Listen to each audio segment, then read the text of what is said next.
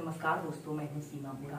दोस्तों, आज हम आपको वात रोगों को दूर करने वाले कुछ लाभकारी अभ्यास बताएंगे। अगर हमारे शरीर के किसी अंग की गति में अवरोध उत्पन्न हो जाए तो समझना चाहिए कि वात असंतुलित हो रहा है।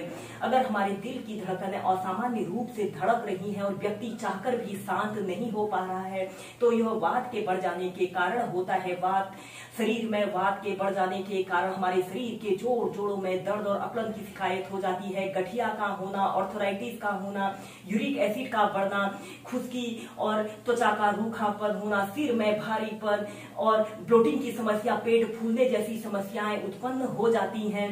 दोस्तों, वात रोगों को दूर करने के लिए आप योगासनों का सहारा ले सकते हैं। आइए देखते हैं कि शरीर में वात के बढ़ जाने को दूर करने वाले इन अभ्यासों को कैसे प्रैक्टिस किया जाता है। सबसे पहले हम पीठ के बल लेटकर कुछ अभ्यासों को प्रैक्टिस करेंगे। इन अभ्यासों को आप बहुत ही आराम से, स्थिरता से और श्वास प्रश्वास के साथ प्रैक्टिस कीजिए। इन अभ्यासों को सभी वर्ग के व्यक्ति बहुत ही आसानी से और एक आरामदायक स्थिति में प्रैक्टिस कर सकते हैं। सबसे पहले आपने ऐसे पीठ के बल सीधे लेट जाना है। अपने दोनों हाथों को ऐसे अपने थाइस के पास ऐसे रख लें या फिर अपने दोनों हाथों को ऐसे अपने हिप्स के नीचे से रख लेते हैं, जिससे कि इन अभ्यासों को करने में आपको और आसानी रहे।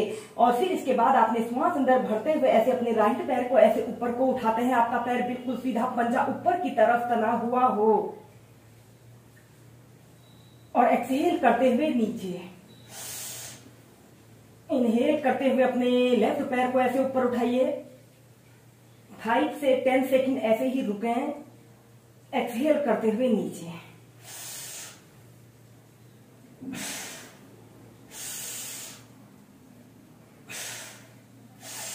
ऐसे ही इस अभ्यास को आप मध्यम गति के साथ और लंबे गहरे श्वास प्रश्वास के साथ कम से कम 10 से 15 बार कीजिए।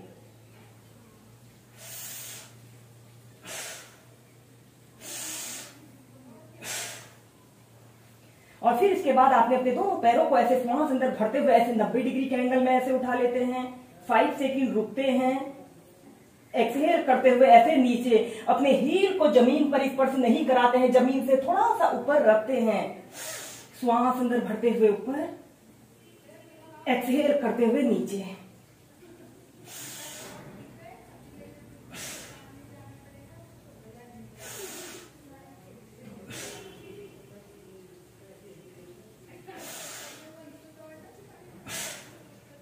ऐसे ही कम से कम 8 से 10 बार श्वास प्रश्वास के साथ मध्यम गति से कीजिए। फिर सीधे, इसके बाद आपने ऐसे ही सीधे लेट जाना है और अपने राइट पैर को ऐसे घुटने से ऐसे मोड़ लेते हैं और अपने दोनों हाथों को ऐसे अपने घुटने के नीचे से ऐसे रख लेते हैं। और फिर इसके बाद ऐसे अपने घुटने को ऐसे अपनी छाती पर लगाने की कोशिश करें। आपका दूसरा पैर बिल्कुल सीधा, पंजा आगे की तरफ तना हुआ हो और सांस छोड़ते हुए ऐसे अपनी ठोड़ी को ऐसे अपने घुटने पर लगाने की कोशिश करते हैं। 10 सेकंड रुकते हैं, फिर सीधे, फिर दूसरे पैर से। अगर आपके कमर में दर्द है तो आप ऐसे आगे ना झुकें, आप ऐसे ही इस अभ्यास को ऐसे ही एक आरामदायक स्थिति में प्रैक्टिस कीजिए।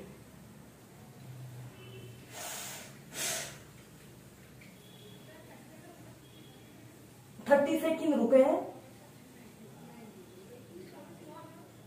फिर सीधे। ऐसे ही दोनों पैरों से इसे कम से कम 5 से 6 बार कीजिए। इसके बाद हम नेक्स्ट अभ्यास करेंगे। आप दोनों बाजों को ऐसे अपने कान के पास ऐसे सटा लेते हैं और ऐसे अपने ऊपरी शरीर को भी ऐसे ऊपर की तरफ जितना स्ट्रेच आप कर सकते हैं ऊपर की तरफ स्ट्रेच करें और दोनों पैरों को ऐसे आगे की तरफ ऐसे स्ट्रेच करते हैं। श्वास अंदर भरते हुए ऐसे अपने दोनों पंजों को ऊपर की तरफ करें। 5 सेकंड रुकें और एक्सहेल करते हुए नीचे। इसके बाद हम नेक्स्ट अभ्यास करेंगे। आपने ऐसे ही सीधे लेट जाते हैं और अपने दोनों हाथों को ऐसे इंटरलॉक करके अपने सिर के ऊपर रख लेते हैं और ऐसे अपने ऊपरी शरीर को भी ऐसे ऊपर की तरफ स्ट्रेच करते हैं और दोनों पैरों को ऐसे आगे की तरफ तान लेते हैं। जैसे आप खड़े होकर ऊर्ध्व ताड़ासना को प्रैक्टिस करते हैं वैसे ही आपने लेटकर इस अभ्यास को करना है। 10 सेकंड ऐसे ही रुकें, और फिर ऐसे अपने शरीर को ढीला छोड़ देते हैं। श्वास अंदर भरते हुए ऐसे अपने शरीर को ऐसे ऊपर की तरफ तानिए और अपने पंजों को ऐसे आगे की तरफ करते हैं। 5 से 10 सेकंड ऐसे ही रुके और श्वास छोड़ते हुए ऐसे नीचे। ऐसे ही कम से कम 5 से 6 बार कीजिए।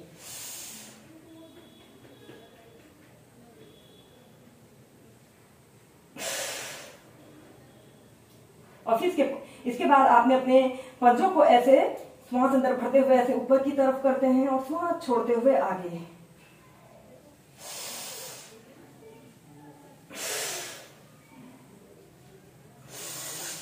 दोस्तों, इन अभ्यासों का हमारे शरीर के जोड़ जोड़ों के अंगों पर लाभकारी प्रभाव पड़ता है। जो लोग योग में बिगनर्स हैं और कठिन योगाभ्यास नहीं कर सकते हैं, वह इन सिंपल से अभ्यासों से अनेकों शारीरिक और मानसिक लाभ पा सकते हैं। और फिर इसके बाद आपने ऐसे अपने पंजों को ऐसे गोल गोल घुमा लेना है, ऐसे 5 टाइम क्लॉकवाइज और 5 टाइम एंटी क्लॉकवाइज।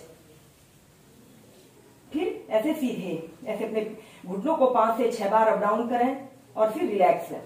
इसके बाद हम इसी में नेक्स्ट अभ्यास करेंगे। आपने ऐसे दोनों बाजुओं को ऐसे अपने कान के पास सटाते हुए अपने ऊपरी शरीर को ऊपर की तरफ स्ट्रेच कर लेते हैं और अपने दोनों पैरों को ऐसे घुटनों से ऐसे मोड़ लेना है। ऐसे अपने दोनों पैरों के बीच में ऐसे थोड़ा सा स्पेस भी रख सकते हैं। श्वास अंदर भरते हुए ऐसे अपने शरीर को ऐसे ऊपर की तरफ स्ट्रेच करें। 10 सेकेंड ऐसे ही रुके। यह अभ्यास को करने से कमर दर्द, पीठ दर्द, सर्वाइकल पेन, गर्दन में दर्द, घुटनों में दर्द की शिकायत दूर होती है। और फिर नीचे। इसके बाद ऐसे अपने दोनों पैरों को ऐसे ऊपर को उठा लेते हैं, घुटनों से ऐसे मोड़ लेते हैं, ऐसे अपने पंजों को आगे की तरफ तानते हुए रखते हैं। और फिर ऐसे ऐसे अपने शरीर को ऐसे लेफ्ट साइड ऐसे दोनों घुटनों को लेफ्ट साइड ऐसे रख लेते हैं और अपोजिट साइड आपने देखना है।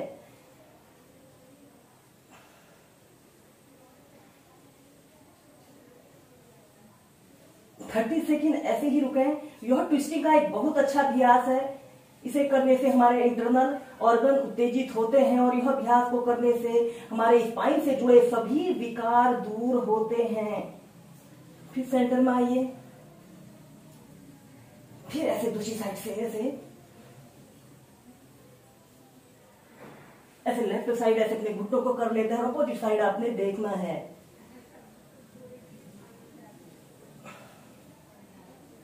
Normal breathing. फिर सेंटर में आइए।